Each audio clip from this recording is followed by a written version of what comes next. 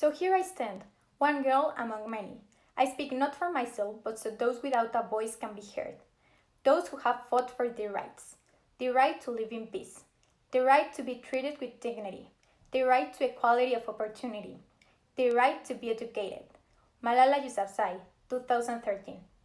According to the Mexican Division of the United Nations, violence against women and girls is one of the most serious, widespread, entrenched, and tolerated human rights violations in the world. This type of violence represents one of the main concern topics for international organizations such as UNIFEM, OMS, and ONU due to the increasing number of victims for the last 10 years, putting in jeopardy thousands of women's security and well-being throughout the country, as well as their fundamental rights as a person stated in the Universal Declaration of Human Rights. Even though gender inequality is a global problematic, Forbes Women has rated Mexico as one of the worst countries to be women, positioning it in the 60th place on a worldwide scale. This means that countries like Israel, Kazakhstan, Turkey, and Saudi Arabia outperform Mexico on issues involving human rights, progress, gender equality, income equality, and security. In 2018, and according to an investigation made by the World Health Organization, it is stated that at least 6 out of 10 Mexican women have faced an incident of violence. 41.3% of women have been victims of sexual violence, and in its most extreme form, referring to femicide's term, 9 women are murdered daily. In addition, the United Nations organization has stated that 8 out of 10 women have experienced sexual harassment at least once in their life. Mara did not live. Mara was killed. How do you think of traveling alone?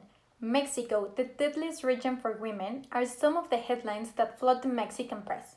Infobae 2020. The data recorded by the Executive Secretariat warned that in the first 4 months of 2019, 1,199 victims of sexist violence died. That is, every 2.5 hours on average, a woman is killed because she is a woman, statistic that unfortunately does not diminish. But the real question is, why is this phenomenon so common and strong in our country? Well, according to ONU Mujeres 2010, gender inequality and discrimination are the root causes of violence against women, influenced by historical and structural power imbalances between women and men that exist to varying degrees throughout all the communities in the world. Unfortunately, and as stated previously, we live in a country fulfilled of violence, which strongly influences the way in which human rights are implemented among the individuals of society. As seen in historical milestones of 20th and 21st centuries class, imparted by the teacher Argelia Carrera, this social phenomenon has been present in society since the beginning of human history. From centuries ago, women have always been perceived as the weak, submissive, and obedient gender. Society has stigmatized the gender roles as they saw fit in past times, which nowadays have strong repercussions in the culture and normal behavior of society in general, but mainly in men.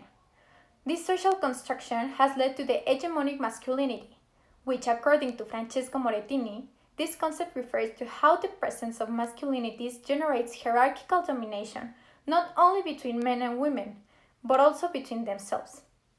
To add up to the root causes of this problematic, Mexico has one of the world's greatest rates of impunity. According to Millennium Journal, the abuse of power, corruption, and ineptitude are the drivers of how the justice is imparted in the country. According to the Global Impunity Index, Mexico is rated on the 7th place on a global scale, which is a direct reflection of what is really happening within the justice system. There is no doubt that gender violence is not just a matter of behavior, but a matter of human rights. As it is stated on the Universal Declaration of Human Rights, all human beings are born free and equal in dignity rights, as well as everyone must have the right to live with security and liberty.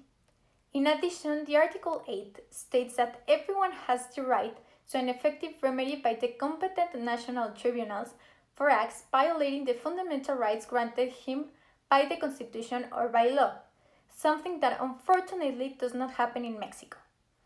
To sum up, Mexico is a concentration point for gender violence. Every day, thousands of women go out in constant fear of their security and well-being, not knowing if that could be the day in which their human dignity will be jeopardized. The enormous rates of impunity and the abuse of power, as well as the distorted social constructions, have led to the potentialization of this problematic that in plain view does not seem to have a positive change. Women are at risk. Human dignity is at risk. Human rights are at risk. We must do something to change this.